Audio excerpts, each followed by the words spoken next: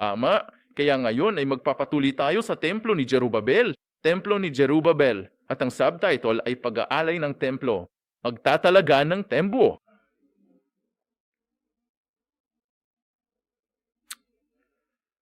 Ama, ang salita ng Diyos ay nagmula sa Ezra 6, versikulo 16 hanggang 18. Ezra 6, versikulo 16 hanggang 18. Basahin natin. Masayang ipinagdiwang ng mga saserdote, levita, at mga tapon ang dedikasyon ng bahay ng Diyos. Nag-alay sila ng 100 toro, 200 tupa, 400 kordero, at handog para sa kasalanan ng lahat. Israel, 12 lalaking kambing, ayon sa bilang ng lipi ng Israel. Pagkatapos, itinalaga nila ang mga pari ayon sa kanilang pangkat at ang mga Levita ayon sa kanilang mga ayos para sa paglilingkod sa Diyos sa Jerusalem, gaya ng nakasulat sa aklat ni Moises. Ito ang salita ng Diyos. Amen. Tama. Kaya sa unang pahina, sigurado akong alam mo na kung ano iyon bago ko ipakita sa iyo, di ba? Kaya bago ko ipakita sa inyo, maaari ba nating bigkasin ang taon, ang mga pangunahin, ang mga mahalagang taon ng templo ni Jeroboam? Oo, 538. Iyan ang taon ng proklamasyon. Narito mismo ang mga proklamasyon ni Haring Ciro.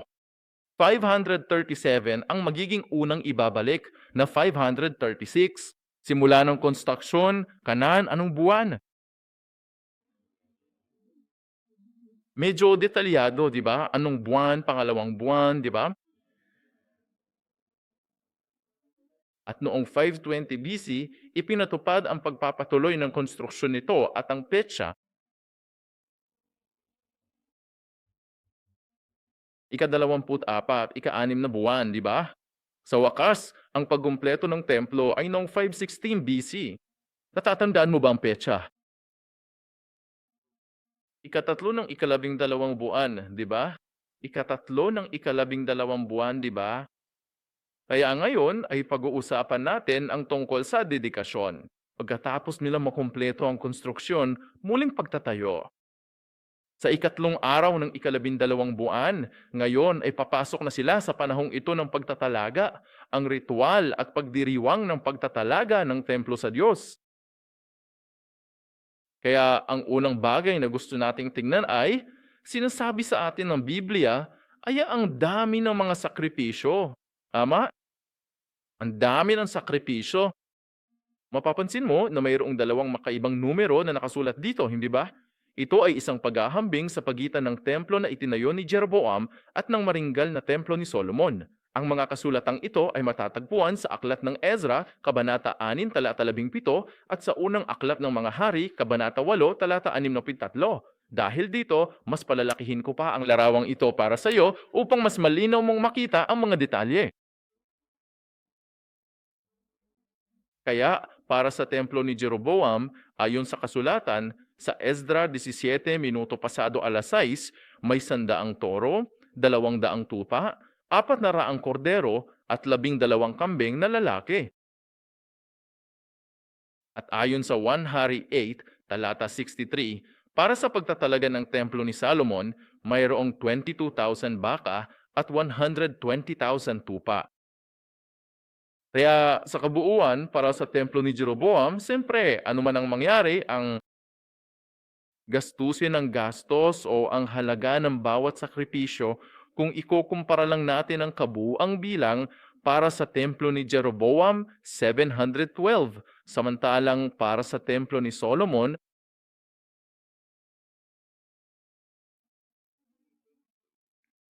142,000. Kaya, anong makikita mo mula rito?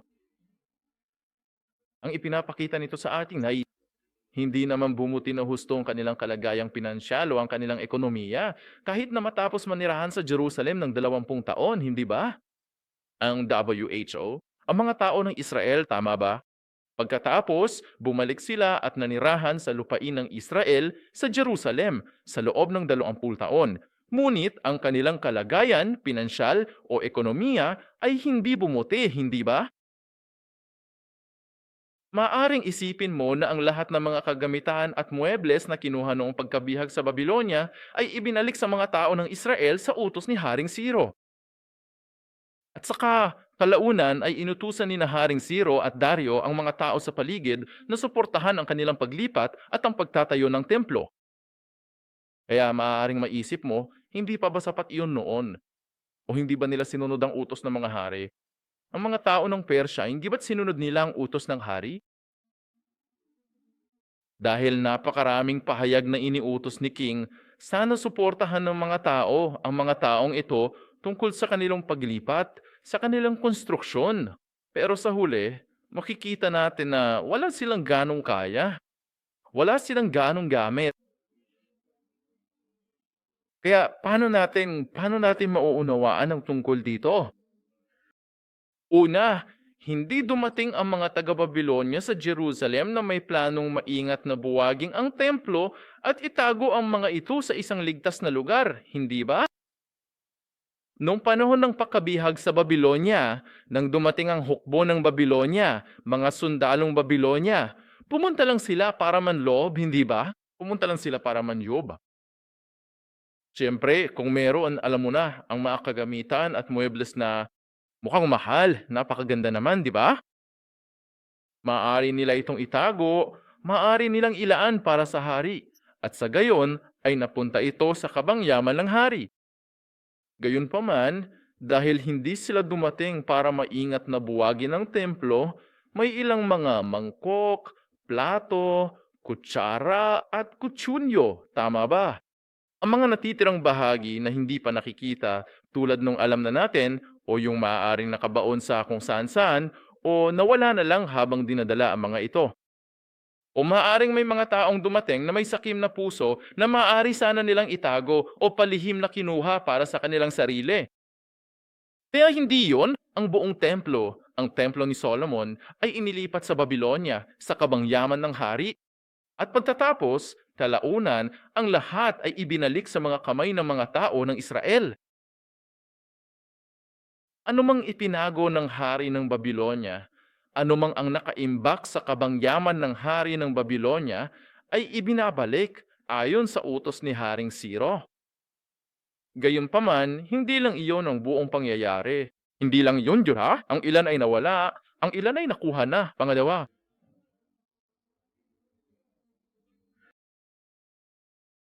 ang templo ni Solomon ay tinayo sa pinakamainam na panahon ng bansa, ang Israel, di ba? Nung panahon ni Haring David, inihanda niya ang lahat. Yon ang pinakamalakas at pinakamayaman marahil na panahon ng bansang Israel, hindi ba? Kaya, ang templo ni Solomon ay hindi isang normal na templo. Ang templo ni Solomon ay ang templong tama. Ang templo ni Solomon ay maluho. Tunay na napakaganda at napakaluwalhati nito, hindi ba? Teka, nasan ako roon? Oo, kaya ang templo ni Solomon ay isang maluwalhati, hindi ba? Isa itong lubos na kahanga-hanga, kaya kumpara sa templo ni Solomon, tama ba? Kahit na, ang ibig kong sabihin, kahit na matanggap mo pa ang bawat kagamitan, lahat ng kagamitang nasa kayamanan na nasa kabangyaman ng Babylonia ay hindi pa rin sapat. Hindi sapat. At saka, dumating naman ang mga tao, di ba? At wala naman silang masyadong madadala, di ba? Hindi sila nakapagdala ng marami. Kaya pagdating sa paghahambing sa dami ng mga sakripisyo o sa kalidad ng isang templo o sa karangayan ng templo, tama ba? Sa pagitan ng templo ni Jeroboam at templo ni Solomon, makikita natin na sa kaso ng templo ni Jeroboam, napakaraming mahahalagang bagay ang kulang. Kaya maliit at limitadong mga sakripisyo lamang ang nasagawa para sa pag-aalay. Gayunpaman, ang pangalawa ay gayunpaman nasiyahan ang Diyos kahit sa maliit na handog o maliliit na sakripisyong ito. Natuwa ang Diyos. Sa kabila ng konting sakripisyo at maliit na antas ng dedikasyon, nasiyahan ng Diyos dahil hindi ang bilang ng mga handog ang hinahanap ng Diyos, kundi ang tunay na puso. Hindi ba? Ang sinseridad, masasabi natin ng mga taong nag-aalok, di ba? Hindi ba? Ibig kong sabihin, paulit-ulit lang yan na turo sa lumang tipan at sa bagong tipan, hindi ba? Hinahanap ng Diyos ang katapatan. Ang Diyos ay tumitingin sa puso. Kaya kahit na maliit lamang ang mga sakripisyo, ngunit nasiyahan ng Diyos dahil tapat ang kanilang puso. Taos puso naman ang puso nila, di ba? Kaya kung titingnan mo ang Ezra 6, talata 22, Ezra 6, talata 22, sinasabi nito, at kanilang ipinagdiwang ang kapistahan ng tinapay na walang libadura nung 7 araw ng may kagalakan, sapagkat pinasaya sila ng Panginoon. Dito, pinasaya sila ng Panginoon. Pag-uusapan natin ng tungkol sa kapistahan ng tinapay na walang lebadura na ipinagdiwang noong pagtatalaga. Ang piging na ito ay ipinagdiwang noong panahon ng pagtatalaga. Kaya ang piging na ito sa partikular na sandaling ito, sa partikular na okasyong ito, ang piging ng tinapay na walang lebadura ay sumisimbolo sa panahon ng pag-aalay o pagdiriwang ng pag-aalay. Kaya, habang ibinibigay nila ang pagdiriwang na ito ng pagtatalaga ng templo sa Diyos, si Kot ay nagdulot sa kanila ng kagalakan. Diyos ang may gawa ng mga ito. Inayagan sila ng Diyos. Ginawa sila ng Diyos upang magsaya. Kung hindi nalulugod ng Diyos sa mga sakripisyo at mga handog at kung paano itinayo ang templo, tama ba? Kung gayon, hindi papayagan o gagawin ng Diyos na maggalak ang kanyang bayan o ang manggagawang ito o ang bayan ng Israel, hindi ba? Ngunit dahil pinayagan sila ng Diyos, pinasaya sila ng Diyos, makikita natin na, nasiyahan ng Diyos? Natuwa ang Diyos sa mga sakripisyo at kung paano itinayo ang templo, tama ba? Kaya pagdating sa katapatan ng mga taong sumasamba sa Diyos o naglilingkod sa Diyos o nag-aalay sa Diyos, dapat nating basahin ang Genesis 4, talata 3 hanggang 4 dahil itinuturo nito sa atin ang mga pangunahing kaalaman. Tama ba? Genesis, Kabanata 4, talata 3 hanggang 4. Alam nating lahat ang kwentong ito. Basahin natin ito ng sabay-sabay. Handa ka na? Simulan. At nangyari sa paglipas ng panahon na nagdala si Cain ng isang handog sa Panginoon ng mga bunga ng lupa at si Abel sa kanyang bahagi ay nagdala rin ng ilan sa mga panganay ng kanyang kawan ng mga taba ng kanilang mga bahagi at nilingap ng Panginoon si Abel at ang kanyang handog. Amen. Alam naman nating lahat ang kwentong ito, di ba? Ang unang kasalanan ng pagbibigay sa Diyos ng hain ay isang handog na itinuring ng Diyos. Tinanggap ang handog ni Abel, samantalang hindi niya tinanggap alay ni Cain, di ba? Gaya ng alam mo, ang pagkakaiba ng handog ni na Cain at Abel, dito ay ang isa ay butil at ang isa naman ay kordero. Tama ba? Maraming beses na namin itong pinag-uusapan, pero hindi yun ang pangunahing dahilan. Ang isa ay may dugo, ang pulang dugo, at ang isa ay wala. Tama ba? Ayon sa founding pastor, kahit ang butil ay may dugo, hindi pa kulay pula pero may esensya ito. Mayroong itong kahalumigmigan. May dugo yan, di ba? Dahil sa dugo, mayroong buhay. Kaya ang mga butil, ang mga puno, ang ibig kong sabihin, lahat ng mga bagay na ito ay may buhay dito. Kaya nga may dugo, di ba? Ngunit ano ang tunay na pangunahing dahilan kung bakit hindi tinanggap ang handog ni Cain? Ito ay dahil walang katapatan, walang taos-pusong puso. Ayon sa Biblia, inihandog ni Abel sa Diyos ang mga panganay ng kanyang kawan, samantalang si Cain naman ay nag-alay lamang ng bunga ng lupa o ng butil ng lupa. Tama ba? Iniligtas at inilaan ni Abel ang mga panganay ng kanyang kawan. Para sa Diyos, kinailangan niya maghintay. Kailangan niya itong italaga. Kinailangan niya itong italaga. At kinailangan niyang maghintay hanggang sa sandali ng pag-aalay upang maibigay ang unang singsing na ito sa Diyos. Kaya sa lahat ng panahong iyon, mula sa unang singsing na isinilang hanggang sa sandali ng pag-aalay, kinailangan niyang alalahanin ng Diyos. Kailangan niyang tandaan ang tungkol sa pagsamba. Kailangan niyang maalala ang tungkol sa sakripisyo. Kaya ang Diyos ay nasa puso ni Abel sa lahat ng oras. Samantalang si Cain, dahil hindi sinasabi sa Biblia na nagdala siya ng mga unang bunga ng lupa, ano ang nangyari? Inain niya Siya muna ang naubos, di ba? Nakalimutan niya ang Diyos. Nakalimutan niya ang paglilingkod sa Diyos. Nakalimutan niya ang pag-aalay sa Diyos, di ba? At pagkatapos, gaya ng ibig kong sabihin, hindi namin ito ginagawa. Pero alam mo, noong mga bata pa kami, pumupunta kami sa simbahan at napagtanto, naku, nakalimutan ko ang tungkol sa pag-aalay. At tinitingnan lang namin, alam mo, tinitingnan, kinakalap ang mga bulsa at naku, may pera, ibibigay ko ito sa Diyos, di ba? Kaya lang, Cain, hindi siya handa. Hindi niya naisip yon. Hindi na ito talaga pinaghandaan. Sa isang paraan, ibinigay niya sa Diyos ang natira. Siya ang unang gumamit nito. Kinain na muna ito. At pagkatapos, ang natira, ibinigay niya ito sa Diyos. Ayan ang pagkakaiba na matatawag nating tunay na puso o taos pusong puso. Ayan ang pagkakaiba. At pagdating sa Hebreo 11, talata 4, isa itong malaking bagay. Malaking bagay ito dahil sinasabi sa Hebreo 11, versikulo 4, sa pamamagitan ng pananampalataya, si Abel ay naghandog sa Diyos ng isang hain na mas mabuting handog kaysa kay Cain.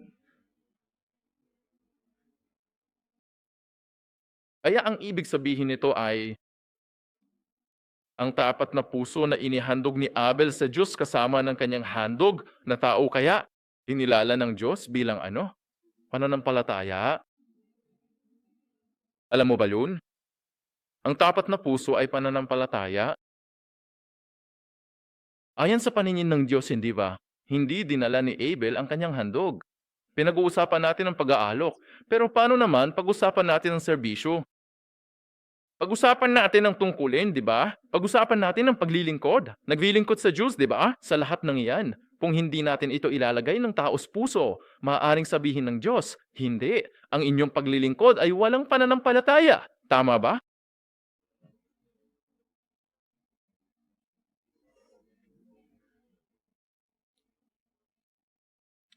Kaya, nagmalasakit si Abel sa Diyos kaya inuna niya ang kanyang handog. Walang pakialam si Cain sa Diyos, kaya ginamit niya yung anumang natira. Tama ba? At sa ating paglilingkod, sa ating pag-aalay, sa ating paglilingkod, lalo na sa iyong ministeryo, tama ba? Hindi natin dapat ibigay sa Diyos sa mga natira, hindi ba? Huwag nating ibigay sa Diyos yung natitirang oras, ang natitirang lakas, di ba? O ang pusong natila. Alam mo ba ang gusto kong sabihin, di ba? Kung araw ng Panginoon, unahin ng Diyos, di ba? Gumawa ng kaayusan, ang Diyos ang una at muling isaayos ang ating buhay, muling isaayos ang lahat ayon dito. Kung Bible study sa Miyerkules, dapat unahin muna iyon. Hindi natin dapat sabihin na kung may oras ako, pupunta ako. Ibig kong sabihin, sa isang paraan, mabuti na yon. Mas mabuti na kaysa hindi pumunta. Ngunit, sa pananaw ng aralin ngayon, hindi yun mabuti dahil maaring sabihin ng Diyos, pumunta at gawin ang lahat, ngunit walang pananampalataya, walang pusong tapat, kaya walang pananampalataya, tama ba? Kaya hinihikayat ko ang mga kapatid ko ngayon na unahin natin ang Diyos sa lahat ng bagay. Bigyan natin ang Diyos ng taos pusong puso. Unahin natin ang Diyos at ang paglilingkod sa Kanya. Alam mo, si Abraham Lincoln, ang Pangulo ng Estados Unidos, ibig kong sabihin, ito ay isang kilalang kwento sa Kristyanismo sa Korea, na nung siya ay naging Pangulo ng Estados Unidos ng Amerika, sinabi niyang ang kanyang pangalawang trabaho ay ang Pangulo ng Estados Unidos ng Amerika, at ang kanyang pangunahing trabaho ay guro sa Sunday School. Siya marahil ang naging pinakadakilang tao sa pinakamalakas na bansa, ngunit, aniya, iyon ang aking pangalawang trabaho at ang aking unang trabaho. Ang pangunahing trabaho ay guro sa Sunday School. Sa tingin ko, nagpakita si Abraham Lincoln ng isang halimbawa kung paano unahin ng Diyos, kung paano ibigay sa Diyos ang unang kawing. Kaya mga kapatid, kapag tayo ay sumasamba sa Diyos, naglilingkod sa Diyos, at nag-aalay sa Diyos, huwag nating ibigay sa Diyos ang mga bagay na natitira, ang oras na natitira, ang lakas na natitira, ngunit unahin ng Diyos muna, itabi ito at ilaan ito para sa Diyos. Sa Kanya tatanggapin. Bukod pa rito, kikilalanin niya tayo bilang mga taong may pananampalataya. Amen? Amen. Salamat. Ama. Pangatlo, ang nangyari ay ang paghirang. Ipinalaga nila ang pari at ang levita. Itinalaga nila ang pari at ang levita sa panahon ng pagtatalagang ito. Basahin po natin mula sa banal na aklat ni Ezra sa Kabanata 6 at sa bersikulo 18. Muli, ating basahin sa aklat ni Ezra, Kabanata 6, bersikulo 18. Sinasabi nito, Ama, narinig na natin ang tungkol sa paghahati ng mga salita dati, hindi ba? Kailan natin nabalitaan ang tungkol dito? Oo. Saang aklat ipinaliwanag ang 24 na paghahati na yan? Ngayon, ito ang pinakamahirap basahin na libro. Hindi, ito ang bagong libro, di ba? Ito na, di mo pabayad ng libro. Pinaliwanag ito sa ika-6 na aklat. At alam natin na si David ay nagtatag ng 24 na dibisyon ng ayo. Ibig kong sabihin, 4 na grupo ng ministeryo. Tama ba? At saka 24 na dibisyon sa bawat ministeryo, di ba? Gayunpaman, kung titingnan mo ito sa dulo ng talata 18, sinasabi nito, makasulat ito sa aklat ni Moises, tama ba?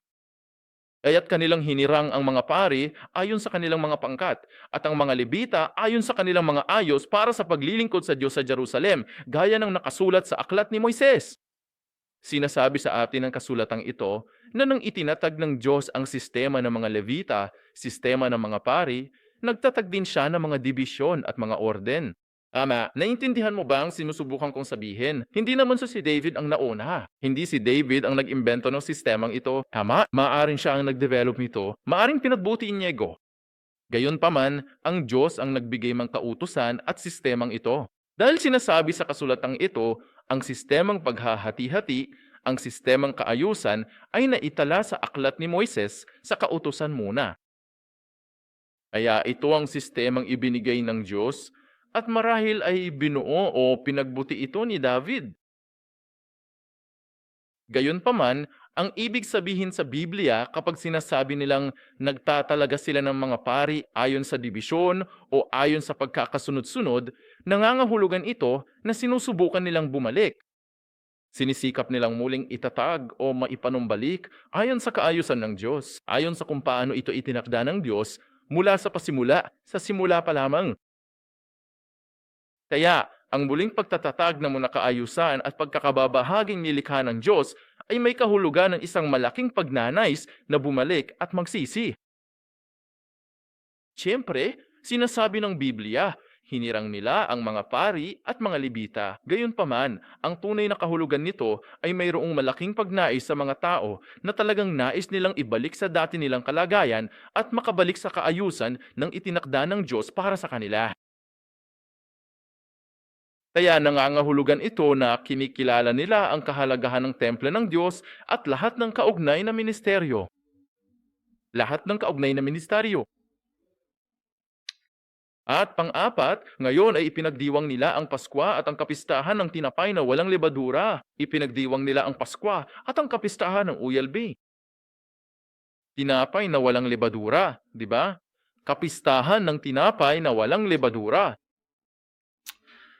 Ama, kung ano eksaktong petsa ng Paskwa. Huwag kang malito, ha? Bale, ika-14 na ito ngayon. Ang unang buwan ay ang Paskwa. At pagkatapos ay ika-15 hanggang ika-21 ng unang buwan. O, itong magiging kapistahan ng ULB, di ba? Tinapay na may libadura. Kaya nga nila ipinagdiriwang ang Paskwa at ang kapistahan ng tinapay na walang libadura. Noong panahon ng pag-aalay. Bakit?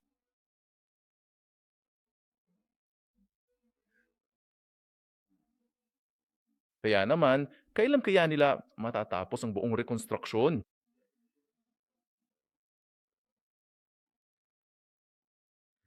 Ikatatlo ng ika-12 buwan, diga? Natatandaan mo? Yan ang pagkumpleto. Tungkol sa rekonstruksyon, hindi ba? Kaya pagkatapos nilang matapos ang lahat, di ba? Ngayon ay papasok na sila sa panahong ito ng pag-aalay o ang pagdiriwang ng pag-aalay. Ibig kong sabihin, literal na pagsasalita sa literal na pananaw, tama ba? Ito ang unang buwan na dapat nating pag-uusapan, di ba? At sa unang buwan ay naroon ang kapistahan ng Paskwa at ang kapistahan ng mga tinapay na walang lebadura. Kaya't sama-sama nilang ipinagdiriwang ang mga piging na ito nung ang dedikasyon, di ba? Nung panahon ng pag-aanay. Kaya kung titingnan mo ang Ezra 6, talata 19, sinasabi nito, at ipinagdiwang ng mga tapon ang Paskwa noong ika-14 ng unang buwan. Gayunpaman, may mga nakatutubos na pananaw sa kasaysayan. Nakatutubos na pananaw sa kasaysayan. Ano ang simbolo at kahulugan ng Paskwa at pista ng tinapay na walang lebadura? Ano ang pahiwatig nito? Iyon ang pangyayaring naganap nung nangyari ang Exodong, di ba? Ang kapistahan ng Paskwa at ang kapistahan ng tinapay na walang lebadura ay nangangahulugan. Sila'y paparating, sila'y pinapalaya mula sa mga kamay ng kaaway. Kamay ng kalaban, di ba? At ngayon, muli nilang itinatag ang templo ng Diyos. Tama ba? Sa pagtatalagang ito, ipinagdiriwang din nila o ginawa sila ng Diyos ang kapistahan ng Paskwa at ang kapistahan ng tinapay na walang lebadura. Para ipaalala yun sa kanila, di ba? Yun ay para ipaalala sa kanila. Ito ay ang parehong mundo na gaya ng pagliligtas sa iyo ng Diyos mula sa kamay ng kaaway. Tama ba? Ngayon, ang Diyos ding iyon ang kumukuha sa iyo, nagpapalaya sa iyo mula sa mga kamay ng kaaway. Kamay ng kalaban, di ba? Kaya sa panahon ng pagtatalagang ito, inutusan sila ng Diyos na ipagdiwang ang kapistahan ng Paskwa at ang kapistahan ng tinapay na walang lebadura upang maunawaan ng mga tao, upang mapaalalahanan ng mga tao, iyan ang ating Diyos na nagpapalaya sa atin mula sa mga kamay ng kaaway. Ipapanumbalik niya tayo. Kaya, aking mga mahal na kapatid, gusto ko sanang hilingin sa inyo na makita ang Diyos na ito. Kita nyo? Palalayain ng Diyos ang kanyang bayan mula sa kamay ng kaaway. Kahit gaano pa man kabigat at kahirap ang ating kasalukuyang buhay at sitwasyon, at kahit gaano pa man katindi ang mga pagsubok na ating kinakaharap ngayon, tiyak na papalayain at ililigtas tayo ng ating Panginoong Diyos. Ililigtas tayo ng Diyos mula sa kamay ng kaaway. Amen? Amen. Kaya kung titingnan mo ang Ezra 6, talata 22, sa palagi ko ay wala ito rito. Nako, hindi? Oo, babasahin ko mamaya. Tama, Layna. Ang 5 ay para sa Paskwang ito at sa kapistahan ng tinapay na walang lebadura, ang mga Hudyo at mga Hentil ay magkakasamang nagdiriwang.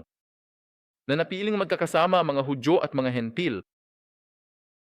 Kaya kung titingnan mo ang Ezra 6, talata 21, sinasabi nito, at ang mga anak ni Israel na bumalik mula sa pagkatapon at lahat ng mga kinailangang humiwalay sa karumihan ng bansang iyon upang sumama sa kanila upang hanapin ng Panginoon, ang Diyos ng Israel, ay kumain ng kordero ng Paskwa.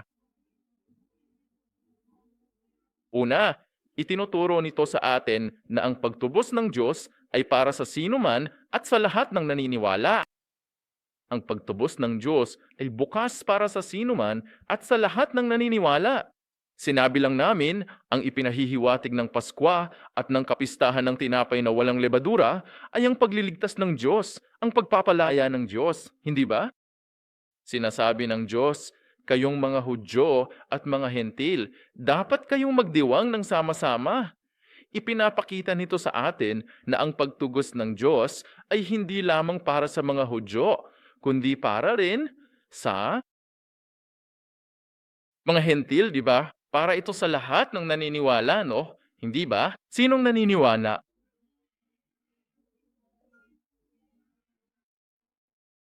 Ang kapistahan ng Paskwa o ang kapistahan ng tinapay na walang lebadura ay ang kapistahan kung saan walang dapat matagpo ang lebadura. Tama ba? Hindi dapat magkaroon ng lebadura.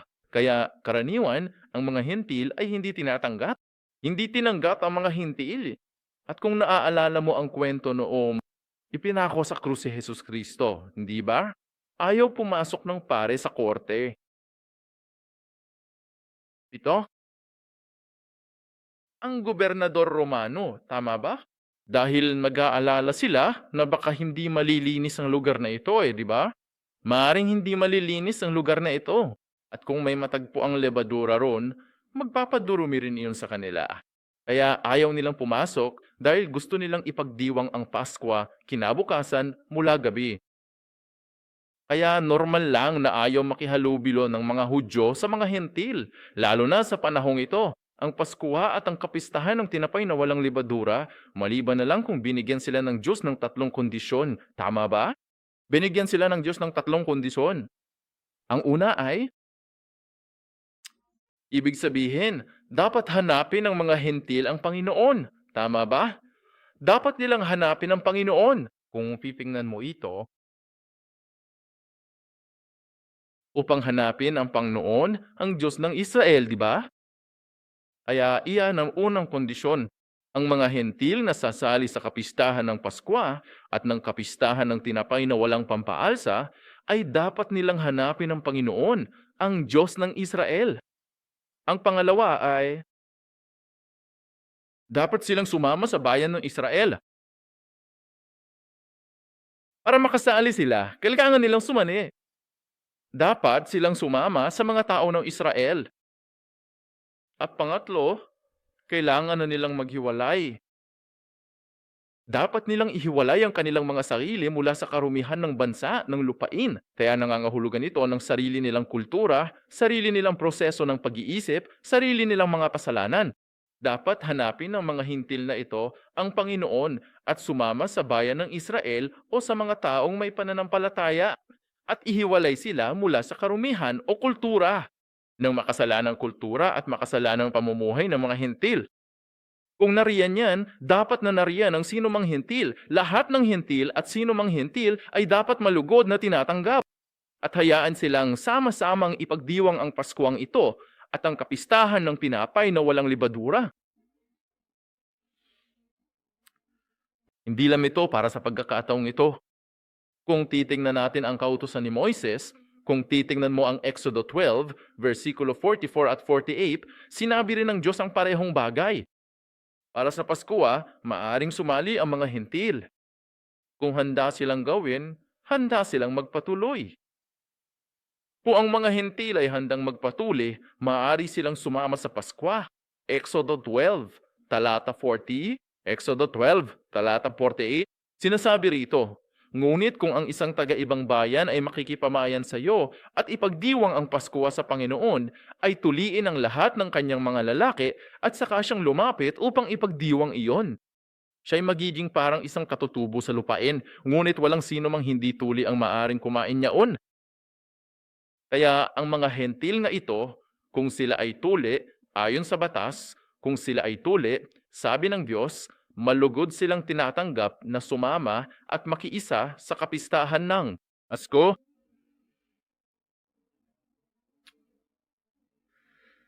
Kung susuriin nating mabuti, sa tingin ko, ay ito na nga ang malinaw na kasagutan sa tanong na kung bakit nga ba tinanggihan ang mismong mga Samaritano na nag-alok ng kanilang tulong noong nagsisimula pa lamang ang proseso ng konstruksyon, hindi ba?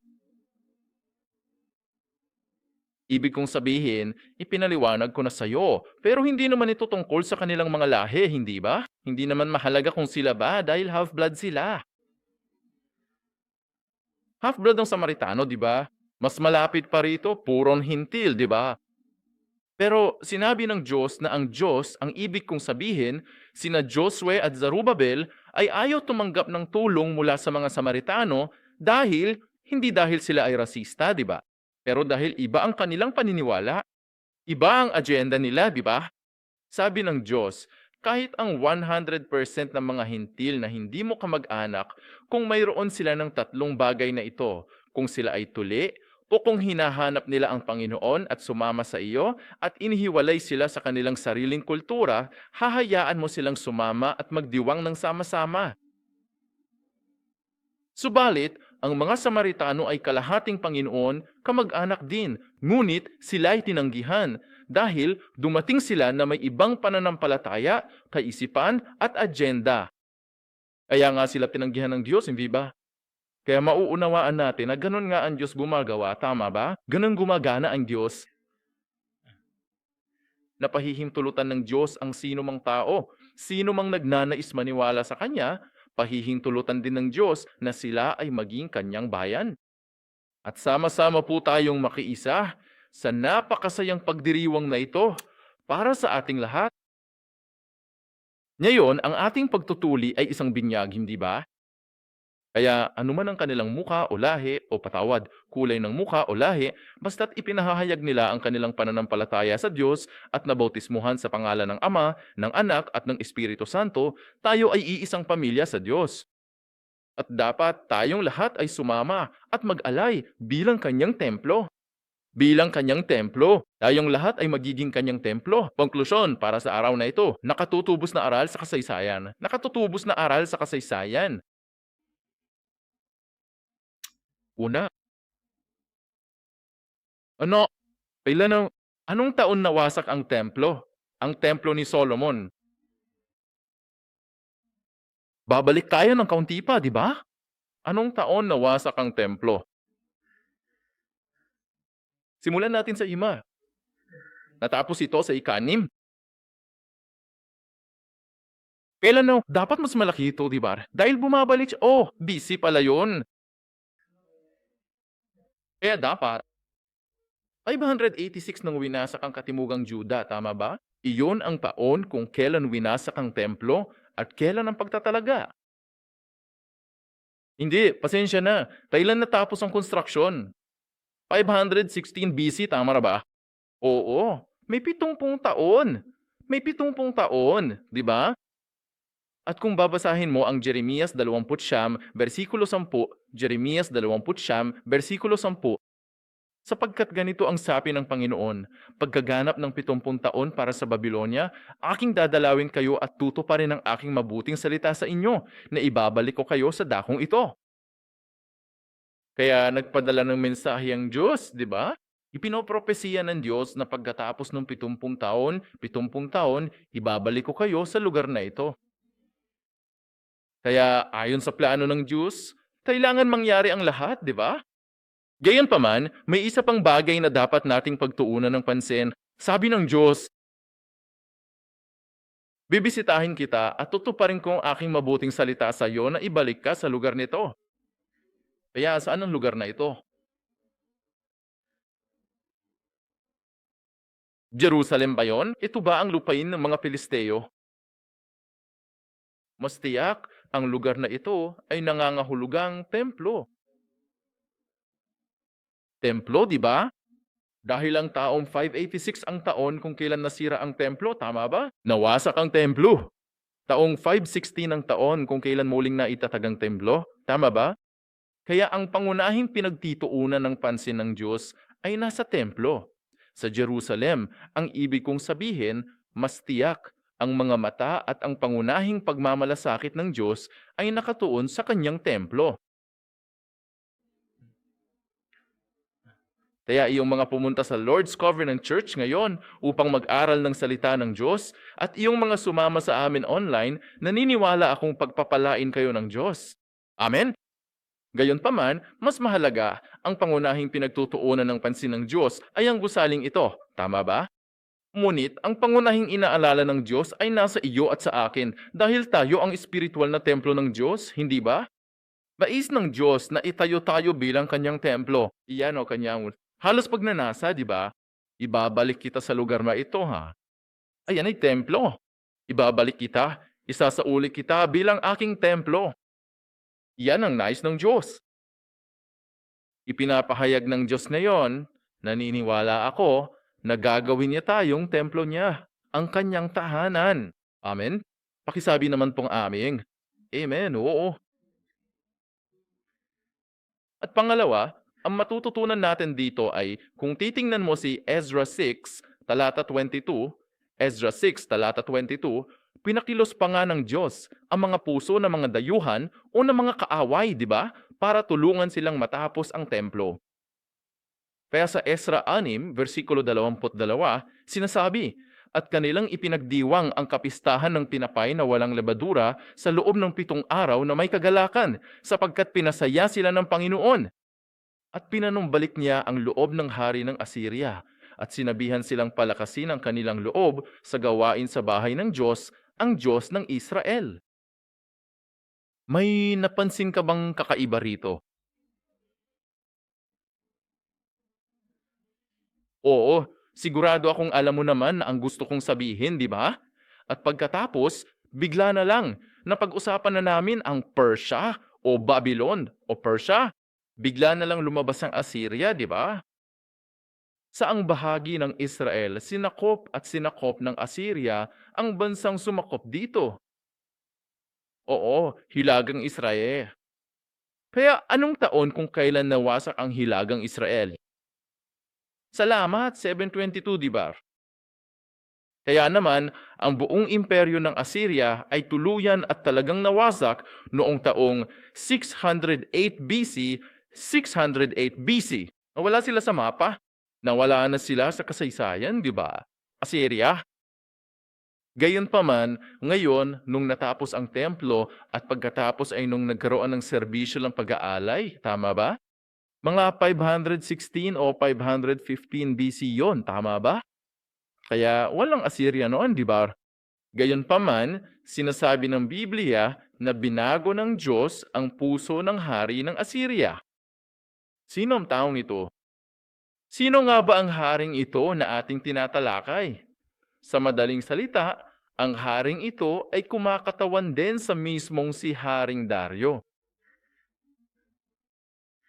Ang ibig sabihin ng hari ng Assyria ay si Haring Daryo. At bakit siya tinawag na hari ng Assyria? Ang ibig sabihin nito ay hari na nagmamay-ari ng lupain. Dati, kabilang sa Assyria, yun ang kahulugan, di ba? Dahil ngayon, ang Persia ang pinakamalaki at pinakamalakas na bansa. Nanakop sila kahit saan at sinasakop din nilang Assyria. Tama ba? Kaya ngayon, ito ay tinatawag na Haring Daryo na tinutukoy bilang ang hari na nagmamay-ari ng lupain ng Assyria. Tama? Lupain ng Assyria? Kaya kung mauunawaan natin yan, nangangahulugan ito na binago ng Diyos ang puso ni Haring Daryo upang matulungan itong matapos ang muling pagtatayo. Inakilos ng Diyos ang puso ni Haring Zero. Inakilos ng Diyos ang puso ni Haring Daryo. Para saan? Hindi dahil maganda sila, tapat sila, mahusay sila. Anong tanging inaalala at pangunahing inaalala ng Diyos? Templo ng Diyos, hindi ba? Templo ng Diyos. Kaya binago pa nga ng Diyos ang puso ng mga kaaway, tama ba? Ang puso ng mga haring ito ay tumulong upang hikayatin na matapos ang templo ng Diyos at maitayo ang templo ng Diyos. Kaya mahal kong mga kapatid, babaguhin ng ating Diyos maging ang puso ng ating mga kaaway. At makita ang kanyang mga tao. Pasensya na, makita ang kanyang templo na itatayo. Tama ba?